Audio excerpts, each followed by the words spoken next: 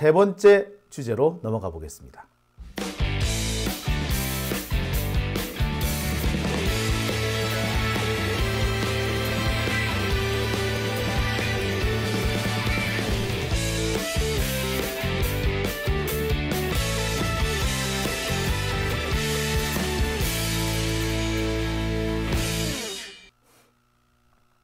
자, 이미숙님께서는 언론이 비대 기능을 하나요? 라고 하셨어요.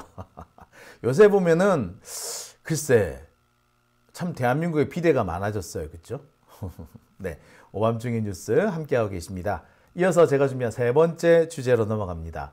세 번째 주제는요, 이화영 부지사 얘기를 좀 준비를 해봤습니다. 이화영 부지사 재판이 엊그제 열렸습니다. 지난 화요일이죠. 1월 23일에 열렸습니다. 이날 언론 보도를 보면은 이화영 부지사 재판이 결국에 총선을 넘어가게 됐다, 재판부가 바뀌게 됐다, 이런 기사가 대부분이었습니다. 재판 내용보다 재판이 총선을 넘겨서 결국 결론을 내게 됐다, 이 얘기에 더 다들 집중을 하고 있는 것 같아요. 질질 늘어지는 재판이 마치 이화영 때문이다 라는 그런 얘기도 은근히 담고 있습니다. 하지만 실제 재판 상황을 지켜보면요, 지금까지 재판이 길어진 것도 검사 때문이고 지금 현재 재판이 늘어지는 것 역시도 검사 때문이라는 걸 알 수 있습니다. 그런데 언론은 자꾸 그런 진실은 숨기고 모든 것이 이화영 때문이다, 더 나아가 이재명 때문이다 라고 탓을 하고 있죠. 참, 우리가 보통 기울어진 운동장이라는 표현을 많이 썼습니다만 이건 기울어진 운동장 정도가 아닌 것 같아요. 우리한테는 아예 운동장 자체가 허용되지 않은 것 같고 운동장의 절반은 아예 사라진 것 같은, 축구장도 하프라인을 넘어서면은 상대편 진영이라고 하는데 아예 상대편 진영 없이 우리 진영 안에서만 공이 돌 수밖에 없는 그런 상황이 아닌가라는 생각마저도 듭니다. 자, 그래서 제가 준비한 세 번째 주제는요, 이화영 대북 송금 재판, 질질 늘어지는 것은 검사들 때문이었다 입니다. 자, 사실 검사들 때문에 지금 재판이 늘어지는 게 이게 맞는 겁니다. 검사들이 정말 재판에 집중했다면 이렇게까지 시간이 끌 수 없죠. 시간을 끌 수 없습니다. 시간이 늘어지지 않았을 거예요. 제가 늘 말씀드립니다만 공소장은 간결해야 합니다. 그리고 증거가 확실히 드러나야 되는 겁니다. 사실관계가 있고 그 사실관계를 증거를 통해서 밝히기만 하면 돼요. 그리고 그것이 불법행위다라는 것만 확인되면은 그럼 되는 겁니다. 근데 검찰은 그렇게 하지 못하죠. 적어도 이재명 대표와 관련된 재판, 최근 민주당 인사들이 얽혀있는 재판에서는 어떤 행위를 입증하지 못해요. 무슨 어떤 행위를 특정하지도 못합니다. 괜히 전제 사실에 엄청나게 많은 양의 공소장을 할애한다거나 그 사람의 지위, 당사자들의 지위에 대해서 한참 늘어놓는다거나 그들 사이에 무슨 관계가 있었다는 이런 사건과 관련 없는 내용들이 전체 절반을 넘는 경우가 너무 많아요. 그리고 정말 중요한 대목, 무슨 행위, 지금 공소 제기를 한 무슨 행위, 이 행위에 대해서는 너무나도 간단합니다. 그리고 증거 부분에 가서는 갑자기 또 길어지죠. 왜? 입증할 수 있는 증거가 없고 직접 증거는 없고 계속해서 누군가의 진술인 거야. 진술을 끼워 맞추는 거예요. 그러다 보니 정작 중요한 대목, 이것이 위법한 행위입니다라고 밝히는 부분은 매우 부족하고 앞뒤 서론만 잔뜩 있는 그런 양상이 되는 겁니다. 이런 재판은 길어질 수밖에 없어요. 애시당초에. 문제가 되는 행위, 재판을 받아야 되는 행위만 딱 특정이 되어 있고 그에 관련된 증거만 집중적으로 나오면 재판이 길어질 이유가 없잖아요. 그죠? 그런데 이 사람이 어떤 지위에 있었고 여기에 등장하는 사람들 사이의 관계가 어떠하며 이들이 그전에 무슨 일을 했었다, 이런 쓸데없는 얘기를 길게 얘기해버리면 당연히 재판이 길어집니다. 그와 관련된 증언을 막 한참 늘어놓는 거예요. 웃기는 거죠. 자, 유동규만 해도 마찬가지입니다. 유동규는 내가 몇 년 몇 월 며칠에 누구로부터 돈을 받아가지고 누구 얼마를 몇 년 몇 월 며칠에 누구한테 줬다. 그리고 증거는 뭐뭐다 라고 하면 땡이야. 근데 그걸 못하잖아. 그게 없어. 그러면서 이 사람과 이 사람의 관계는 어땠고 이 사람은 어떤 관계였고 이 사람하고 이 사람은 옛날에 무슨 일을 했고 이 얘기만 잔뜩 늘어나요. 쓸데없는 거예요. 그런 거 전부 다. 이화영 부지사 재판도 마찬가지입니다. 가보면요. 이화영과 김성태의 관계, 김성태가 경기도에서 무슨 일을 맡았는지 이런 얘기를 한참 많이 늘어놉니다. 정말 중요한 얘기는 정말 귀퉁이에 잠시 나올까 말까요. 그래서 지금까지 재판이 늘어졌던 겁니다.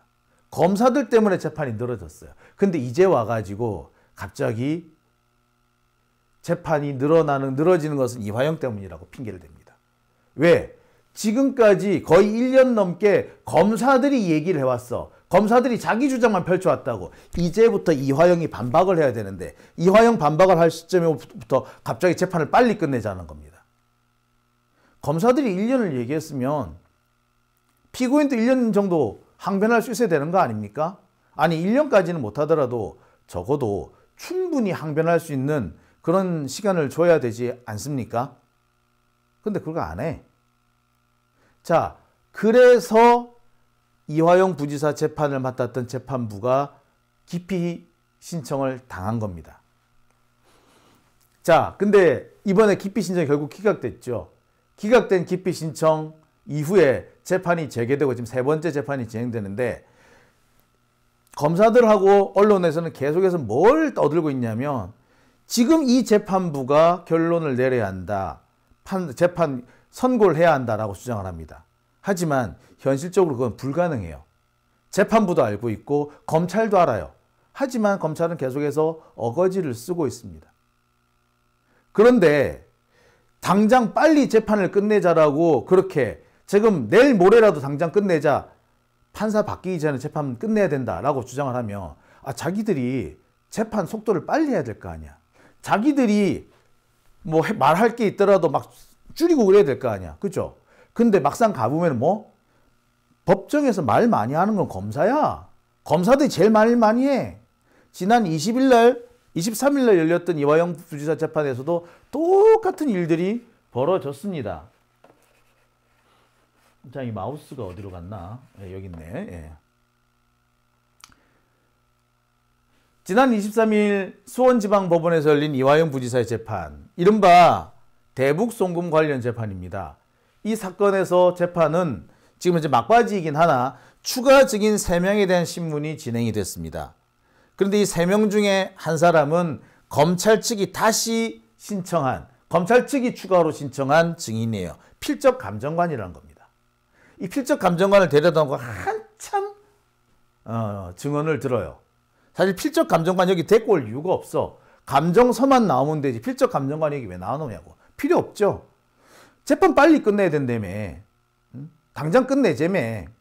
그런데 검찰은 이날 필적 감정관을 동원해가지고 지들이 시간을 제일 많이 끌었어요. 이 사람이 제일 많이 끌었어요. 23일 재판은 2시간 정도 진행이 됐는데요. 이 필적 감정관의 시간이 제일 비중이 컸습니다. 근데 이 필적 감정관 딱히 뭐 할 말이 있는 게 아니야. 뭐라고? 자, 이 필적 감정관은 뭐 하는 사람이었느냐면요. 이 대북 송금 사건에서 북한 쪽 사람이 돈을 받았다라는 영수증을 만들어 줍니다. 그 영수증을 써준 사람이 북한의 송명철이라는 사람이에요. 근데 이 송명철이 진짜 송명철이냐, 영수증을 써준 게 진짜 송명철이냐, 이게 제일 중요한 부분이었죠. 문제는 뭐 진짜 그게 송명철이 써준 게 맞느냐가 지금 헷갈리는 겁니다. 알 수가 없어요. 그거는. 왜? 송명철은 북한에 있거든. 따라서 송명철한테 연락을 해서 야, 네가 쓴 자필 편지 하나 좀 보내볼래? 우리가 지금 필적 감정을 해야 되는데 하나 좀 보내줘 라고 해야 되는 거예요. 근데 지금 그 자필 그게 안 왔어. 최초 비교할 수 있는 송명철의 그 필적이라는 게 확인이 되는 그게 없어요. 그게 없이 나머지 자료들만 놓고 이게 송명철 건이 아니냐 이 얘기만 하고 있는 거예요. 말이 돼요? 안 되죠. 근데 거기에 필적 감정관을 데려오면 뭐 하냐고. 최초 원본이 없는데. 예를 들어 장용진의 필적이다 라는 걸 확인해 보려면 어떻게 됩니까? 제가 직접 써야죠. 내가 쓰고 비교할 만한 다른 문서를 갖고 와가지고 이거 장용진이 쓴 거네. 필적끼리 대조해보니까 맞네. 이렇게 돼야 될 거 아니야. 근데 내가 필적이 없어. 내가 써준 게 없어. 그러면은 그 어떤 문서를 가져와도 그게 내 거라는 증거가 없는 거 아닙니까? 그죠? 내가 썼다라는 게 확인되는 필적이 있어야지. 그죠? 그런 상태에서 필적 감정을 100명, 1000명 데리고 오면 뭐합니까? 그죠? 근데 이거를 검찰이 했다고. 이래가지고 시간을 끌었어. 그럼 지들이 시간 끈 거 아니에요? 자, 나머지 증인에 대해서도 마찬가지입니다. 검찰은 필요한 진술을 묻는 것이 아니라 쓸데없는 얘기들을 막 물어봐요. 6급 주무관한테 너 이화영이 어디 간 거 알았어? 이화영이 나한테 어디 간다고 말하고 갔니 혹시? 이런 걸 물어봐. 아니 부지사야. 넘버 2라고. 넘버 2인데 6급짜리 주무관한테 나 어디 갔다 온다? 나 어디 갈게? 이렇게 보고하고 가야 돼? 부지사가? 더군다나 묵고 있던 호텔도 달라요. 꽤 멀리 떨어져 있는 호텔인데 4.9km가 떨어진 호텔인데 그거 어떻게 하냐고. 근데 그거 아느냐고 물어봐. 그러니까 이 주무관이 뭐라고 얘기합니까? 제가 모릅니다. 제가 어떻게 부지사님 행적을 압니까? 이런 얘기밖에 안 해. 근데 그 얘기로 한참 시간을 끌어요. 자, 그런 증인신문을 2시간을 합니다. 이화영 부지사 측에서는 길게 신문도 안 해요. 대부분 검찰이 다 시간을 소요해 먹었습니다. 그랬으면은 실제로 시간을 끌고 있는 게 누구예요? 검찰이잖아. 근데 언론에서는 일제히 다 이화영이 시간 끌어서 이게 재판이 미뤄지게 됐다고. 총선 전에 나야 되는데 총선 전에 결과가 안 나오게 생겼다고. 이렇게 보도를 하고 있는 겁니다. 이거는 참. 언론 보도를 보면요. 이 재판이 15개월째 이어지고 있다는 얘기를 많이 합니다. 그러면서 15개월씩이나 재판을 했으면 이제 선고를 할 때가 되지 않았느냐. 빨리 선고해라. 라고 재촉을 하고 있어요. 그런데 이 15개월이 그냥 15개월이 아니에요. 이화영 부지사는 이 15개월 동안 감옥에 있었습니다. 감옥에 있는 사람이 더 힘들지. 재판이 길어지면. 정말 빨리 끝내고 싶은 게 오히려 이화영 부지사 측 아니었을까요?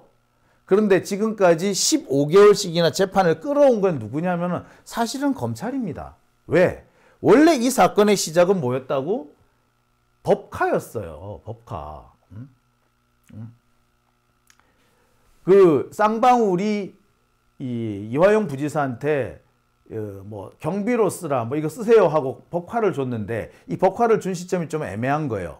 경기도지사 혹은 그 일산에 있던 그 킨텍스 여기 그 사장으로 있던 시기하고 묘하게 겹쳐요. 그러니까 이게 뇌물 아니냐 혹은 정치자금법 위반 아니냐라고 해서 시작이 된 사건이에요.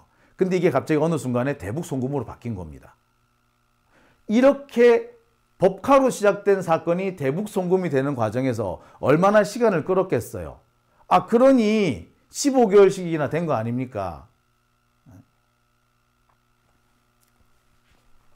그런데 계속해서 그 전후 맥락은 다 제껴버리고 이제 이화영 지사가 그간의 검찰 측 주장에 대한 반박을 시작하려고 그러니 재판 빨리 끝내라고 하고 있는 거죠. 도대체 왜 갑자기 재판 빨리 끝내려고 하는데? 그거는 재판부가 바뀔 교체 시점이 왔기 때문에 그렇습니다. 검찰이 15개월씩이나 재판을 끌면서 당연히 이 재판부가 결론을 내리고 나갈 상황이었는데 이 재판부가 바뀌는 상황을 맞게 된 겁니다. 재판부가 바뀌게 되면요. 재판부 갱신 절차를 해야 됩니다. 재판부 갱신 절차를 하게 되면은 그동안에 있었던 일을 다시 한번 리바이벌을 해야 돼요. 그래서 서로 간에 법정에서 오갔던 얘기라든지 증인신문했던 걸 다시 한번 들어봐야 돼. 들어보기도 하고 또 그 공방이 지나갔으면은 제출된 증거를 다시 한번 확인해야 하고 이게 무슨 내용의 그 공방이 진행됐던 문서인지 확인을 다 해야 됩니다. 그게 재판부 갱신 절차죠. 아니 판사가 바뀌었으니까 판사가 그 전에 무슨 일이 있었는지 알아야지 재판을 할 거 아니에요. 그죠? 근데 이 재판부 갱신 절차가 생각보다 길 수가 있죠. 더군다나 15개월씩이나 재판을 했으면 재판부 갱신 절차가 만만치 않을 수도 있어요. 그죠? 자, 그런 재판부 교체 시점이 오니까 갑자기 검사들의 행보가 빨라집니다. 그리고 이 과정에서 이화영 측이 재판부 기피 신청을 냈죠. 그러면서 3개월 이상 소요가 됩니다. 지난해 10월부터 재판이 사실상 중단된 상황이었어요. 근데 이렇게 된 거는 사실은 검찰과 법원의 잘못 때문입니다.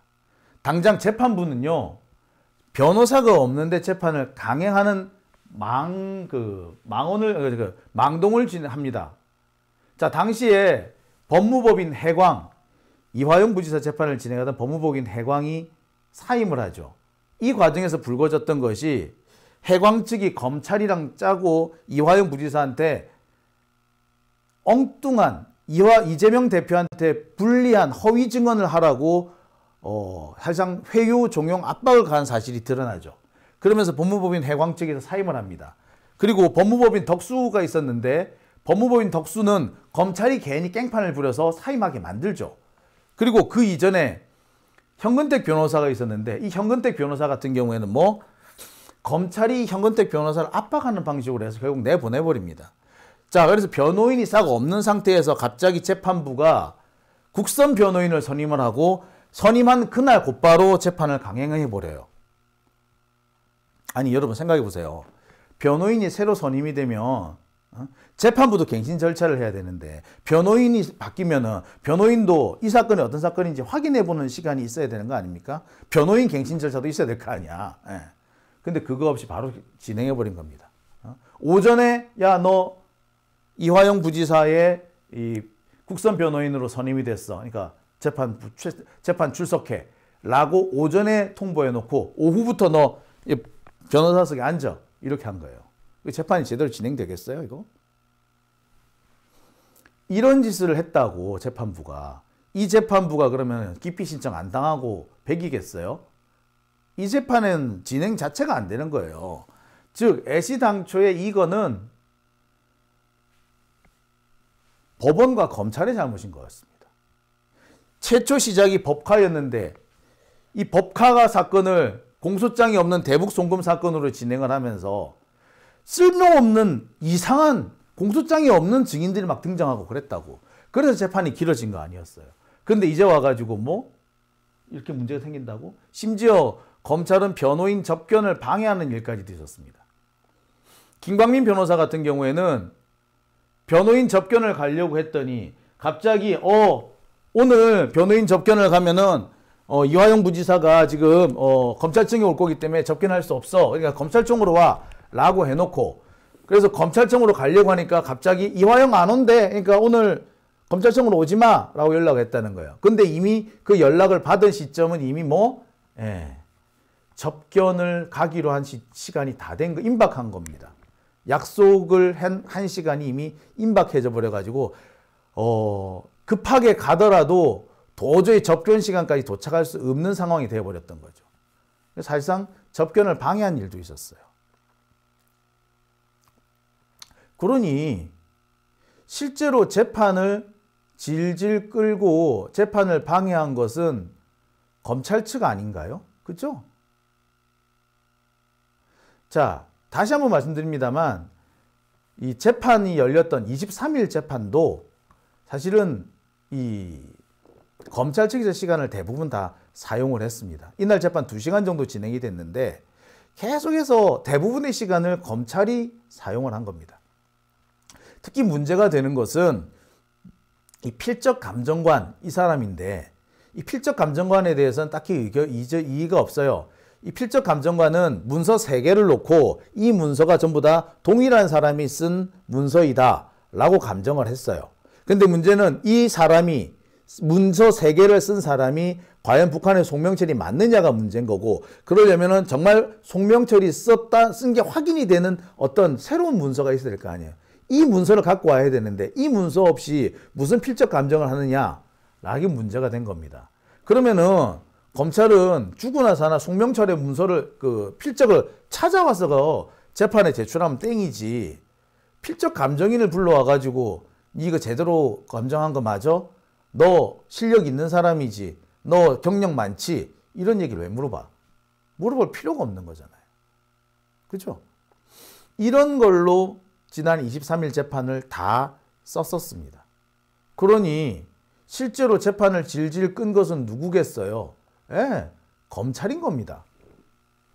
그런데 언론에서는 그리고 검찰에서는 마치 이화영이 시간을 끌고 그 결과 지금 현재 재판부가 재판을 끝낼 수 없는 것처럼 그렇게 만든 것처럼 이렇게 하고 있습니다. 편파 보도죠. 왜곡 보도인 겁니다. 참 답답하게 그지없어요. 어떻게 이런 일이 선진국이라는 대한민국에서 벌어지고 있는지 참 제가 매번 이렇게 재판 관련된 얘기를 할 때마다 어떻게 이런 일이 벌어지는지 모르겠다. 어떻게 이런 일이 벌어지는지 모르겠다라고 제가 계속 말씀을 드리는데 정말 답답합니다. 정말 어떻게 왜 이런 일이 벌어지는지 모르겠어요. 이거 무슨 어디 저기 신생 독립국에서나 벌어질 것 같은 민주주의라고는 다 하나도 모르는 그런 무식한 사람들의 나라, 뭐 이런 나라들에서나 벌어질 것 같은 일들이 벌어지고 있는 것 같습니다. 뭐 수리남 같은 이런 나라에서나 있을 법한 일들이 아닌가 싶어요. 참 어처구니가 없어요. 말 그대로 눈 떠보니 후진국이 되는 거죠. 재판이 아니라 개판인 겁니다. 사실 그래서 제가 한동훈과의 송사를 진행하면서도 한쪽 편에서는 아이고 이거 해서 뭐 하나 싶습니다. 재판에서 내가 아무리 열심히 얘기를 하고 그럼 뭐합니까? 결론이 이미 정해져 있는 것 같은데. 참 나라 꼴이 이렇게 선거 하나 한번 잘못하면 이렇게 됩니다. 참 그렇게 생각해 보면 이낙연이라는 놈이 참 밉죠. 지난 대선에 조금만 도와줬다면 조금만 방해만 안 했어도 우리가 이런 일을 겪고 있을까 그런 생각을 해요. 그런 이낙연이 또 당을 만드네, 출마를 하네 이런 얘기를 하고 있다니까 피가 거꾸로 솟는 것 같습니다. 피가 거꾸로 솟는 것 같아요. 정말. 참 한편으로는 우리한테 이 권력이 있을 때 행정부 권력도 있고 의회 권력도 있고 지방 권력까지 있을 때 그때 왜 우리가 좀 더 매몰차게 가열차게 하지 못했나. 왜 엉뚱하게 윤석열, 한동훈 이런 자들을 믿고 그들한테 그 많은 권한을 넘겼던가 하는 그런 안타까움이 듭니다. 우리가 속은 거죠. 어떻게 보자면 우리가 속을 수밖에 없게끔 한 자들이 있었죠. 윤석열을 만나가지고 부추긴 자도 있다고 하고요. 윤석열은 안 됩니다 라고 많은 사람들이 경고를 했는데도 끝까지 윤석열을 밀어붙인 그런 사람들도 있었습니다. 제가 아는 바는 그래요. 문재인 대통령은요 마지막 날까지 윤석열에 대한 확신이 없었다고 해요. 근데 그 고민하고 있는 문 대통령을 맨 막판에 흔든 사람이 누구 있었다고 하더라고요. 그분들이 이제는 스스로 자수해서 좀 얘기를 좀 반성을 하고 자기 책임을 인정해야 될 때가 아닐까 라는 생각도 드네요. 자, 오밤중의 뉴스 오늘은 제가 여기까지만 하겠습니다. 지금 시각이 12시 52분 지나고 있어요. 후원해 주신 분들 소개를 좀 드릴게요. 후원해 주신 분들은요. 지금 최영일님, 박승희님, 윤주단지님, 정영준님, 이수만님 이렇게 후원해 주셨습니다. 오늘 슈퍼챗 보내주신 분들도 계십니다. 그러니까 소리별님, 그 다음에 SJK님, 레디아몽님 이렇게 후원해 주셨고요. 또 아까 보니까 이연옥님, 이연봉님, 네, 또 슈퍼챗 후원해 주셨네요. 자, 오늘 후원해 주신 분들께 다시 한번 감사드립니다. 이연봉님 감사드립니다. 소리별님, 이재명 대표님, 이화영 부지사님 화이팅 하세요 라고 하셨고요. SJK님께서는 우리 릴레이 가요 라고 하셨어요. 예, 근데 릴레이까지는 안 됐네요. 하여튼 신경 써주셔서 감사합니다. 자, 오밤중의 뉴스 오늘은 제가 여기서 마치겠습니다. 저는 내일 이 시간에 또 여러분들 찾아뵙겠습니다. 오늘 7,000명이 넘는 분들이 함께 해주셨어요. 오늘 이렇게 많은 분들 함께 해주셔서 제가 또 마음이 또 뿌듯하고 또 힘이 납니다. 내일은 더 많은 분들이 와주시기 바랍니다. 가시기 전에 좋아요 꼭 눌러주고 가시기 바랍니다. 예, 이윤경 님도 후원해 주셨네요. 감사합니다. 인문의 숲님 오셨네요. 그리고 빛새돌님, 바지로킨스 님도 오셨고요. 코데 이걸 뭐라 읽어야 되나요? 코데6라고 읽어야 되나요? 예, 코데6님 오셨네요. 예, 반갑습니다. 자, 오밤중의 뉴스 오늘은 제가 여기서 마치겠습니다. 저는 내일 여러분들 다시 만나 뵙겠습니다. 자, 오늘 함께 해주셔서 감사합니다. 여러분, 편안한 밤 보내시기 바랍니다.